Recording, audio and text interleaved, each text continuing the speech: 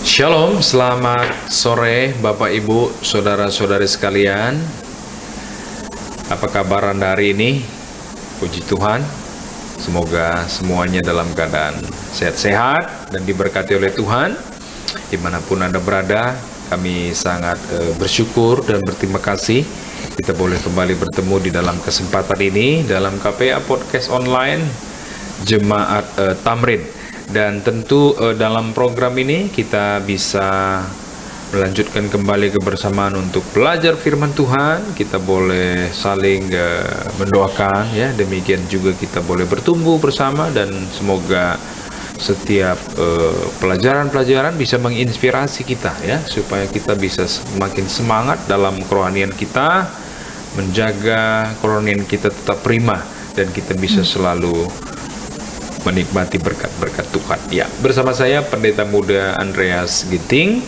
Saya sangat bersyukur dalam beberapa waktu ini kita akan belajar menikmati kebersamaan firman Tuhan, dan juga bila mana Bapak Ibu ataupun saudara-saudara sekalian ingin bertanya, ya, ataupun ingin memberikan tanggapan terhadap pelajaran-pelajaran selama siaran ini, Anda dapat menuliskannya di kolom chat yang kita sediakan di layanan podcast ini, ya. Baik Bapak Ibu, saudara-saudari sekalian, pada sore ini kita akan melanjutkan pembahasan kita, yaitu tentang pembahasan terakhir ini, yaitu tentang topik kota yang besar di angkasa luar. Dan tentunya saya juga ingin memperkenalkan, di studio sudah hadir ada sahabat kita di sini yang selalu mendampingi di dalam siaran ini, ya. Ada Raquel, ya. Shalom Raquel. Ya, shalom Pak Pendeta. Apa kabar Raquel? Puji Tuhan baik Pak Pendeta. Sehat, ya? Sehat. Puji Tuhan, ya. Kalau sehat-sehat. Sekarang ini aktivitas apa Raquel?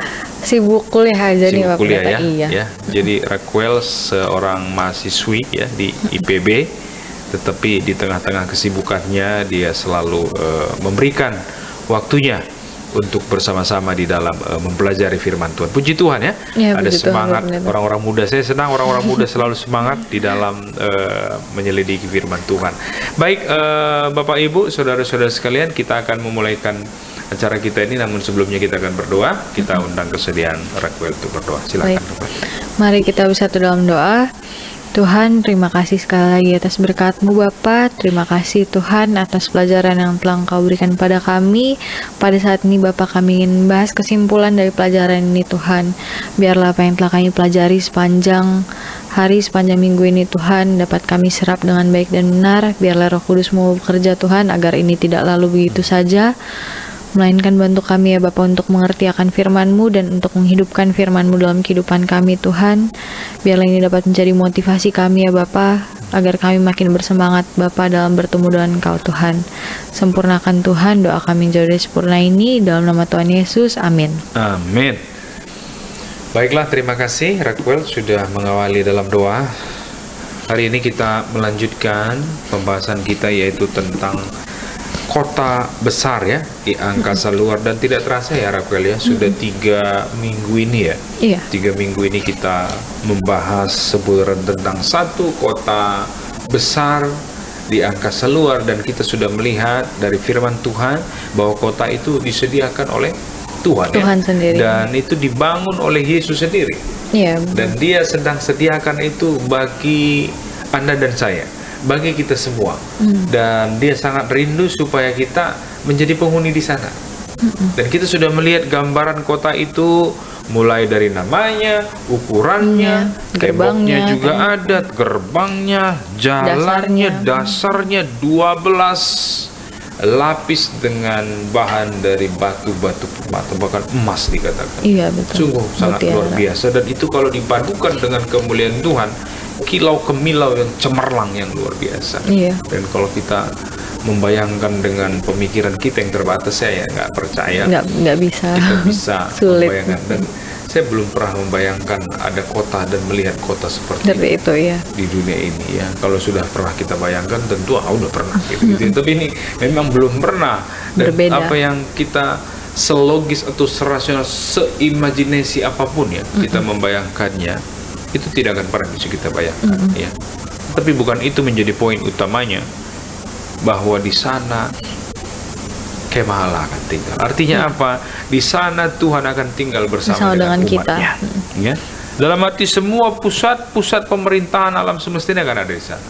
Dan kita sudah lihat terakhir pelajaran kemarin ya, Raquel ya, bagaimana di sana tidak ada lagi ratap tangis, apalagi tidak ada lagi duka cita, tidak ada lagi lelah, ya, apalagi tidak ada lagi sakit penyakit, ya, dan selalu happy, ya, happy, bukan happy ending, memang happy at the time, gitu ya.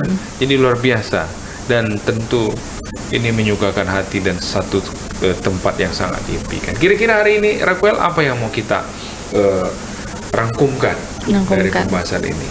Oke, mungkin aku penasaran nih. Tadi kan Pak Pendeta udah bilang kalau misalkan ini disediakan untuk kita semua yang percaya sama Tuhan. Tapi apakah ini dipersiapkan untuk personal ya Pak Pendeta, untuk satu orang secara pribadi-pribadi masing-masing orang gitu? Boleh mungkin dibukakan lagi pikiran aku Pak Pendeta soal ini? Luar biasa ya.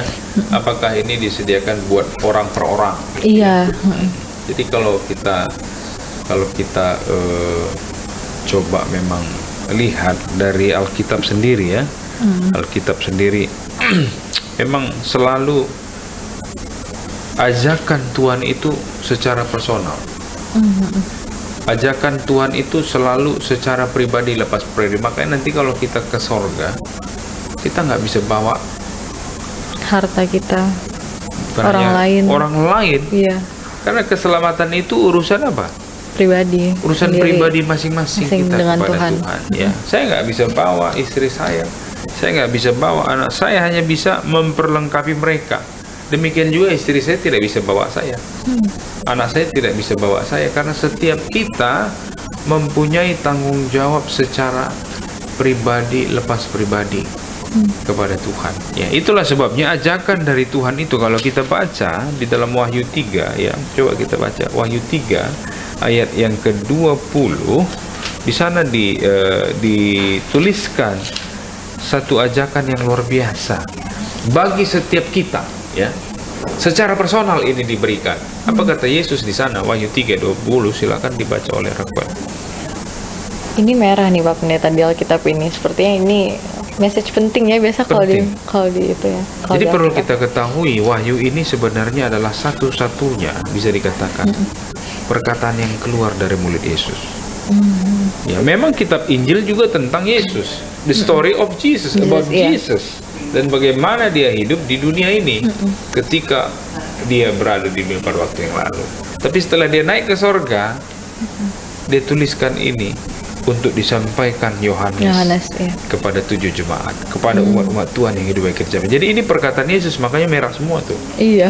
Nah, coba apa kata Yesus di ayat 21, Wahyu pasal 3 21. Wahyu 3 ayat 20 dan 21 kali ya Pak Pendeta. Iya, 20 dan 21. 20. Lihat, aku berdiri di muka pintu dan mengetok. Jikalau ada orang yang mendengar suaraku dan membukakan pintu, aku akan masuk mendapatkannya, dan aku makan bersama-sama dengan dia, dan ia bersama-sama dengan aku. Ini ajakan personal. Yesus katakan, lihat, katanya, aku berdiri di muka pintu dan mengetok. Ini kan frase. Ya, artinya di sini bukan pintu rumah, bukan pintu gerbang, bukan pintu gereja, bukan itu saja maksud saya, ya, tetapi pintu hati. Iya. Ya. Ajakannya ini selalu terjadi setiap saat, setiap menit. Dan siapa sebenarnya yang sedang mengetok di sana? Roh Kudus. Makanya Yohanes pasal 16 ayat 13 katakannya, Roh Kudus itu yang menuntun kita di dalam kebenaran, ya. Dan Roh Kudus juga yang mempertobatkan orang, ya. Jadi proses pertobatan itu ada ajakan di sana, dan ini sebenarnya ajakan Yesus. Lihat, katanya, aku berdiri di muka pintu dan mengetok.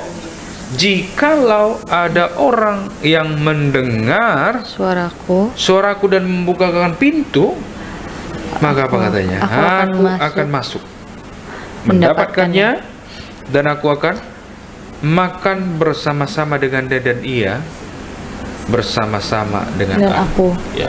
Ada kebersamaan yang Tuhan inginkan, dan kebersamaan ini everlasting.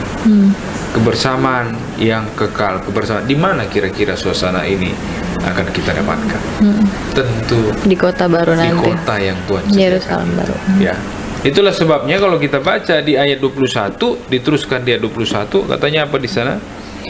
Barang siapa menang, ia akan kududukan bersama-sama dengan aku di atas tataku, sebagaimana aku pun telah menang dan duduk bersama-sama dengan Bapakku di atas tahtanya. Nah, ya. Barang siapa menang, ia akan kududukkan bersama-sama dengan aku di mana? Di atas tahtaku. Kemudian sebagaimana aku pun telah menang dan duduk bersama-sama dengan Bapakku di atas tahtanya. Jadi bayangkan orang yang menang itu diberikan tahta. Kira-kira kalau namanya tahta, Raquel, ini diperuntukkan untuk siapa? Pemenang. Pemenang? Raja. Raja. Iya. Buat princess. Iya. Jadi dengan kata lain sebenarnya kita ini direncanakan Tuhan untuk menjadi raja. Dan kalau raja berarti ada apanya?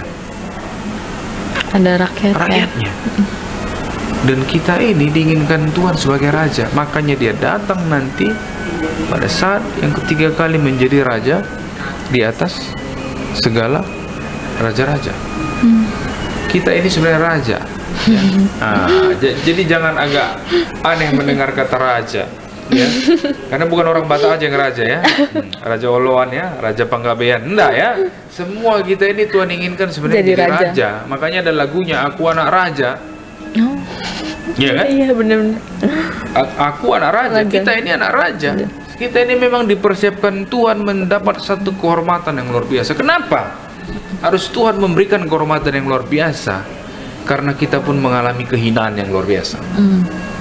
Di alam semesta ini hanya planet bumi lah terjadi pertontonan dosa itu, disaksikan oleh seluruh alam semesta ini. Makanya ada lagu katanya 99 yang satu hilang dan Tuhan datang kepada yang satu. Yang satu ini siapa ini? Dari semua ciptaan di seluruh bumi ini yang hilang.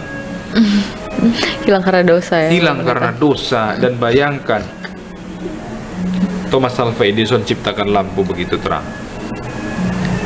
Iya kan? Tetapi kalau dilihat dari angkasa betapa gelapnya dunia ini. Iya, benar. Dan di sanalah anak manusia itu datang. Anak Allah itu datang. Dan di planet bumi itulah dia menyerahkan dirinya. Iya. Dan di sanalah dia disalibkan. Dan kedua tangannya ada akan lubang. selalu terlihat Bekas pakuan. paku dan lambung yang tertusuk. Dan itu nggak akan hilang. Dan pertaruhan Tuhan untuk menyelamatkan dunia yang hilang ini, mengirimkan Yesus sebagai bukti cintanya yang begitu besar bagi kita. Dan bayangkan ajakan itu luar biasa sampai hari ini. Dan dia berikan upahnya apa? Siapa yang menang, katanya, ia akan kududukkan bersama-sama aku di tahta. Jadi kita ini akan menjadi raja-raja, menjadi, kalau raja ini duta besar kita ini, duta-duta kita ini, duta-duta besar kerajaan sorga, dan duta-duta besar yang akan dilantik. Jadi pada saat Yesus datang kedua kali, apa yang terjadi? Kita akan tinggal bersama-sama dia di mana? Di Yerusalem yang baru. Kemudian berapa lama kita di sana? 1000 tahun. So mau bikin apa 1000 tahun di sana? Kita akan dilatih untuk menjadi duta-duta Tuhan bagi seluruh alam semesta ini. Karena hanya kita lah yang mengalami betapa sakitnya diakibatkan oleh dosa itu. Kita yang mengalami yang namanya tetesan apa? Air mata. Kita yang mengalami gimana sakitnya ketika corona datang. Kalau ada yang kena COVID, harus saya katakan malaikat nggak kena COVID. Mereka nggak merasakan sakitnya cari makan. Mereka nggak merasakan betapa menderitanya di rumah sakit. Tapi siapa yang merasakan? Kita yang merasakan. Makanya apa yang disediakan Tuhan bagi kita itu tidak sebanding dengan penderitaan yang kita alami sekarang. Dan memang itulah yang Tuhan inginkan, supaya kita tetap setia di dalam Tuhan. Karena upah yang disediakan Tuhan itu sangat luar biasa. Ada tahta, didudukkan bersama dengan Tuhan. Ya, kalau saya jangankan di tahta, duduk di lantai sorga juga nggak apa-apa. Kenapa? Udah di sorga. Yang penting di sorga kita, iya, benar. kan. Nah, jadi ini sebenarnya lebih kepada undangan personal ya. Iya. Undangan personal Tuhan kepada setiap orang. Dan nanti di sana kita ini tinggalnya itu di tempat yang Tuhan sediakan. Saya nggak bisa terangkan lebih lanjut ya bagaimana, walaupun ada orang mencoba melogikakannya ukuran 2400 km persegi itu. Ini kan ibarat apartemen yang super megah ini. Iya kan? Iya, benar. Kemudian kalau kita ikuti Wahyu pasal 7 ya, dikatakan di sana yang di sana termeteraikan 144.000 orang. Ya, saya nggak bilang 144.000 orang secara literal, bisa saja 144 juta orang. Iya. Bisa saja itu 200 juta orang, bisa saja itu 100 juta orang. Tapi yang masuk ke sana itu ya, walaupun banyak terhitung banyaknya, tidak terhitung berapa banyaknya, tapi luasnya 2.400. Iya kan? Nah, artinya kalau dalam satu orang dia dapat lahan sekitar kayak ukuran di dunia ini ya, bisa dihitung. Kalau arsitek udah jago menghitung ini. Iya, benar-benar. Dia sudah bisa prediksi dengan ukuran 2.400 km muat berapa orang di dalam. Iya. Saya nggak tahu hitungannya berapa, ya. Tetapi paling tidak itu sudah disediakan Tuhan bagi kita. Nggak mungkin dong ada orang tinggal di dalam apartemen komplek 2.400 km terus yang lainnya tinggal di daerah lain. Nggak mungkin seperti itu. Ini kalau kita berbicara tentang logika berpikir gitu. Tapi nggak salah juga kita mencoba untuk berpikir itu. Tapi jangan kita berpegangan pada itu. Ya, hanya pendugaan saja ya, benar. Itu hanya membuat asumsi supaya kita apa saja? Supaya kita termotivasi. Ya. Jadi sebenarnya apa yang disediakan Tuhan itu luar biasa buat kita, ya. Dan bagaimana tempat itu seindah apapun, sesempurna apapun kita menghitung, membayangkan, melogi, itu nggak seberapa. Dan Tuhan tidak pernah meminta kita untuk itu. Jadi kita tinggal di sana itu secara personal. Tuhan sudah sediakan tempat itu bagi kita. Dan nanti setiap orang ada malaikat pengawalnya. Ada asistennya Tuhan sediakan, ya. Bahkan malaikat jadi pengawal kita ya, dan itu memang dibilang oleh Ibrani bahwa mereka itu akan jadi pelayan-pelayan kita. Jadi kira-kira yang dilayani itu raja atau bukan? Iya, raja pasti. Ada pelayannya. Yang melayani kita itu malaikat. Betapa satu keistimewaan yang kita bisa dapatkan dari pergumulan yang kita hadapi di dunia ini. Memang sangat sakit ya, ketika kita dianiaya, ya, ketika kita dilecehkan, ketika kita dihina, sangat sakit rasanya. Tapi pekabaran ini memberikan satu kekuatan bagi kita, ya. Jadi Alkitab itu sangat jelas. Tinggal bagaimana kita menyerahkan hidup kita kepada Tuhan, dan Dia akan menolong kita untuk bisa tetap berada di dalam jalannya. Demikian. Thank you Pak Pendeta. Ini kan dari kemarin, dari minggu-minggu lalu kan kita udah bahas ya seberapa indahnya surga ini, seberapa indahnya Yerusalem, kota yang baru ini. Tapi pasti kalau misalkan kita mau masuk misalkan ke suatu website, kita harus sign up dulu kan. Betul. Gimana nih caranya kita buat sign up ke Yerusalem yang baru ini, Pak Pendeta? Caranya kita pastiin nih nama kita tuh udah terdaftar jadi anggota dari Yerusalem baru. Seperti itu, Pak Pendeta. Sign up-nya itu kita harus terima Yesus. Ya. Itulah sebabnya Yesus katakan, "Akulah jalan, kebenaran dan hidup. Tidak ada yang sampai kepada Bapa jika tidak melalui aku," kata Yesus. Ya, kita harus percaya kepada Yesus sebagai satu-satunya jalan keselamatan dan hidup kita. Dan tanpa Yesus kita tidak punya akses ke sana. Sangat simpel, bukan? Simpel. Nah, hanya percaya kepada Tuhan. Ketika kita percaya kepada Tuhan, kita menurut pada perintahnya. Dan saat kita menurut, sebenarnya di sana kita memiliki satu keistimewaan, menikmati kebersamaan dengan Tuhan. Jadi penurutan itu jangan dianggap sebagai satu beban. Ya. Penurutan itu untuk menjaga karakter kita tetap prima. Ya. Penurutan itu untuk memastikan kita berada di dalam budaya surga. Ya. Bagaimana kita menurut kepada Tuhan? Kita melakukan perintah Tuhan. Ya. Perintah-perintah Tuhan itu menyelamatkan kita untuk tetap berada dalam suasana surga. Ya. Yesus yang menyelamatkan kita, tapi sementara kita sudah diselamatkan oleh Yesus, hidup kita harus berpadanan dengan keselamatan itu. Ya. Jadi sign up-nya, terima Yesus dalam hidup kita.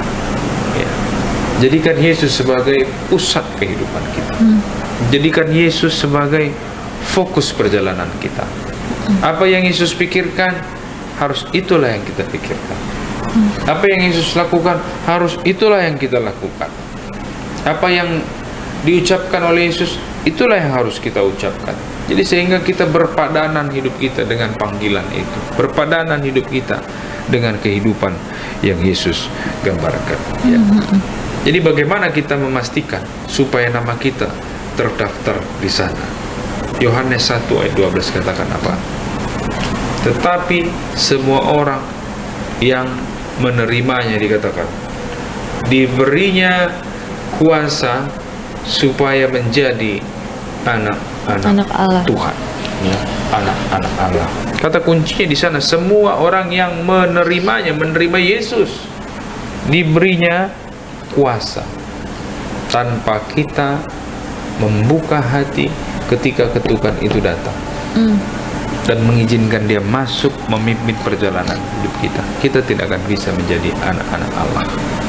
Jadi ajakan itu ditujukan kepada saya, ditujukan kepada semua kita, bahwa kita perlu untuk membuka hati kita, dan saat kita membuka hati kita, kita membiarkan Tuhan yang berkarya di dalam setiap aspek hidup kita, ya, baik di dalam lingkungan di mana kita berada, apakah itu di rumah tangga, apakah itu di tempat bekerja, apakah itu di lingkungan di tempat kita tinggal, di gereja, di mana saja, kita harus betul-betul sebagai orang yang apa? Yang sudah diselamatkan oleh Tuhan, mengasihi Tuhan, mengasihi sesama, dan mengasihi diri kita sendiri, ya. Karena karakter di sana adalah karakter yang kasih, ya. Inilah yang harus menjadi satu motivasi kita, ya. Makanya Wahyu 21 ayat 7 katakan, barang siapa menang, ia akan memperoleh semuanya ini, ya. Tuhan mau kita menjadi pemenang. Menang melawan diri, menang melawan pencobaan, menang mengalahkan dosa-dosa kesayangan. Filipi 4 ayat 13 katakan, segala perkara dapat kutanggung di dalam Dia yang memberi kekuatan kepadaku. Jadi mulai hari ini itu yang perlu kita doakan kepada Tuhan, supaya Tuhan memberikan kekuatan bagi kita, sehingga kita bisa dimampukan, disanggupkan. Ya, sekalipun di dunia ini, Raquel, kita masih memiliki apa? Tendensi, ya, kecenderungan sebagai manusia berdosa, ya. Tetapi jangan pernah patah semangat. Amin. Bangun selalu hubungan dengan Tuhan, karena kehidupan kita tidak hanya di sini, tetapi di sorga, ya. Demikian yang bisa saya sampaikan di akhir dari pembahasan kita ini, dan kita akan dengarkan satu lagu, ya. Lagu kita apa hari ini? Karena tadi kita bahas soal gimana caranya kita bisa terdaftar, ya, jadi anggota Yerusalem baru, kita tentu butuh pertolongan Tuhan. Jadi lagunya tentang hiduplah dalam aku, meminta pertolongan Tuhan supaya Tuhan yang sanggupkan kita untuk melewati segala yang harus kita lewati di dunia ini.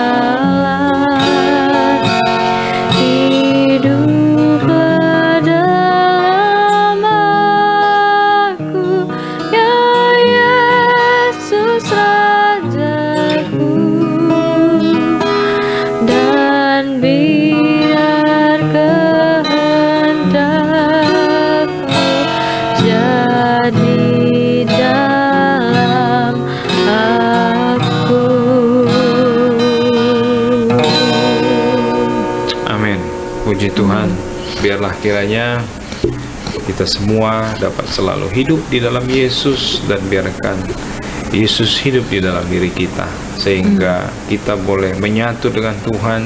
Dan sementara kita menunggu kedatangannya, dan kita akan dibawa ke dalam satu tempat yang Dia sudah sediakan bagi kita.